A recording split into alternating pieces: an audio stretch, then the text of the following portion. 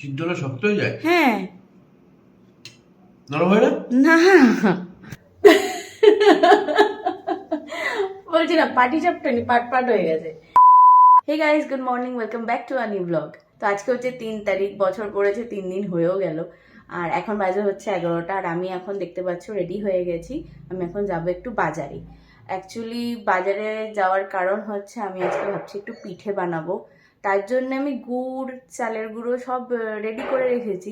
But আমি একটু ভেবেছি দুধ পুলি করব। তো ফার্স্ট টাইম আমি আজকে বানাবো, সেই জন্যে ভাবছি যে একটুখানি দুধ নিয়ে আসি। তো দুধ আনতে আমি বাজারে যাবো, আর ও অফিসে চলে গেছে। তো আর কি করি, থাকো আমার সঙ্গে, পুরো ভিডিওটা দেখো, তোমরা সব জানতে পারবে। তো চলো আগে বাজারটা করে নিয়ে আসি।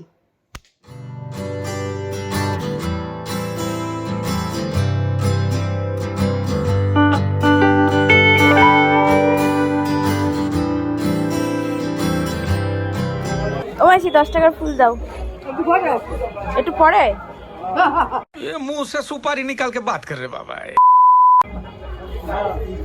দাও দাও। আর ওই মালাগুলো কত করে? 5 টাকা। দাও তো, দুটো দিয়ে দাও।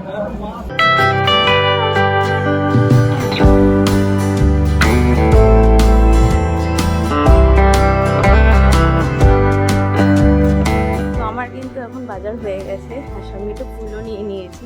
আর এই ব্যাগটা না হলে না আমি ঠিক বাজারে গিয়ে পোষায় না। তো চলো এবার বাড়ি যাই। তো আমি বাড়ি চলে এসেছি। এসে আমি অনেকগুলো কাজ করলাম, কিছু ভাঙাড়ি ছিল সেগুলোকে বিক্রি করলাম, প্লাস হচ্ছে এই নারকেলটা আমি ফাটালাম। তো আরেকটা নারকেল আছে, সেটাও ফাটাতে হবে। অ্যাকচুয়ালি আমার আজকে পিঠে বানানোর এই একটাই কারণ, সেটা হচ্ছে নারকেল। কারণ নারকেলটা না বেশ অনেক দিনের, মানে মা পাঠিয়েছিল, মার কাছেও ছিল 2-3 দিন, মানে আমার শাশুড়ি মার কাছে। তো মা বলেছিল একটু তাড়াতাড়ি ফাটিয়ে যদি দেখো ভালো আছে কিনা।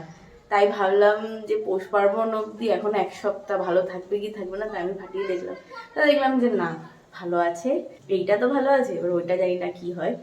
তো চলো এখন নারকেলটা আমি কুড়িয়ে নিই। আর আমি একটু চালও ভিজিয়ে নিয়েছি। চালটা কেন ভিজিয়েছি সেটা তোমাদেরকে আমি দেখাবো।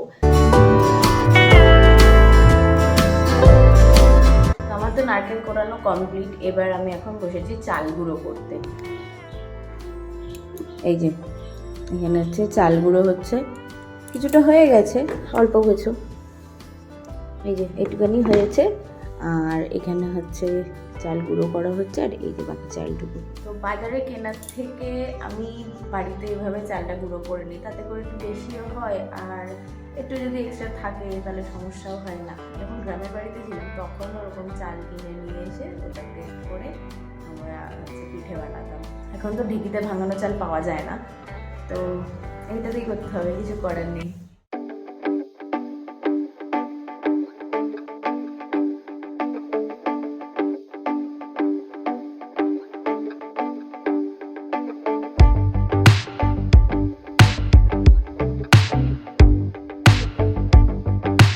তো গাইজ এখন আমার চালের গুঁড়ো করা কমপ্লিট, পুর বানানো কমপ্লিট, আর আমি কিছু পুলি পিঠে বানিয়েও ফেলেছি।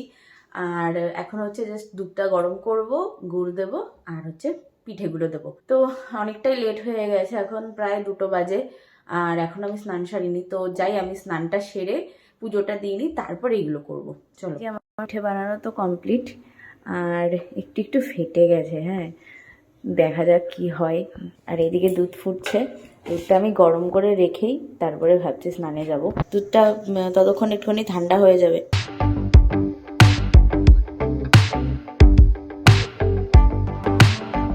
এখন আমি হচ্ছে দুধ জাল দিতে দিয়েছি। তো হাফ দুধটা একটু ঘন করব, আর বাকিটা আমি রেখে দিয়েছি, কারণ আমি ভাবছিলাম পাটিসাপটা বানাবো। এবার বুঝতে পারছি না যে আজকে টাইমে কুলোবে কিনা। যদি না পারি তাহলে কালকে করবো পাটিসাপটাটা, তার জন্য দুধটা রেখে দেবো। এই যে দুধ এখানে ফুটছে, আর এদিকে জল আমি গরম করতে দিয়েছি, তার কারণ এগুলো একটুখানি ভাপিয়ে নেবো। ভাপিয়ে নিলে কি হবে, একটু খেতে সুন্দর হবে। আজকে হচ্ছে এমনি 4:30টার মধ্যে বাড়ি চলে এসেছে, আর শুনছি নাকি কাজ কমপ্লিট। উহু, তো কাজ কিন্তু আমার এই কাজ বাকি না, এডিটিং করতে হবে। করো করো। ওই গাইজ আমার অলরেডি এটা সেদ্ধ করা হয়ে গেছে, হ্যাঁ, আর আমি এর মধ্যে দুটো দিয়েও দিয়েছি। দেখতে তো হেভি সুন্দর লাগছে, দেখা যাক সবকটা দিই। এখানে আমি পাটিসাপটার জন্য ব্যাটারটা রেডি করে নিয়েছি। আমি জানি না কতটা কি হয়েছে। তো এখন আমি একটা ছোট টি ব্রেক নেবো, তারপরে আবার পাটিসাপটাটা বানানো শুরু করব। সো গাইস, পাটিসাপটার পুরো পাট পাট অবস্থা হয়েছে। আমি বানাতেই পারিনি। ব্যাটারটা বানিয়ে ওর মধ্যে দিচ্ছি আর বারবার লেগে যাচ্ছে, একদম উঠছে না। বলছি না পাটিসাপটা নি, পাট পাট হয়ে গেছে। তো গাইস, মালপোয়া বানানো কমপ্লিট। তো যেইটুকানি ব্যাটার ছিল সেইটুকুই দিয়ে করেছি, ওর জন্য 4-5টা হয়েছে। ওর মতন করেই বানিয়েছি, আমার খুব একটা অতটা ভালো লাগে না, ওই খাবে। তো চলো এবারে টেস্ট করার পালা, কেমন হয়েছে একটু দেখি। ধরো, থ্যাংক ইউ। টেস্ট করে বলো। কোনটা টেস্ট করবো?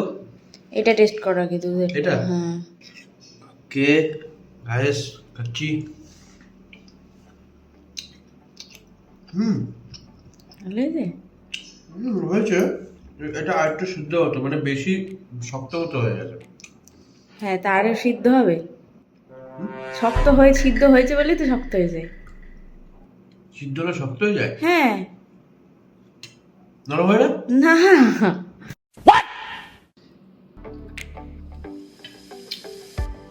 Thums up. ক্ষীরটা খুব ভালো হয়েছে। মালপোয়া খাচ্ছি তো কড়কড় করে আওয়াজ হচ্ছে। তো গাইস, যেটা আমি দুধ পুলি বানিয়েছিলাম সেটা না জাস্ট ফাটাফাটি হয়েছে খেতে।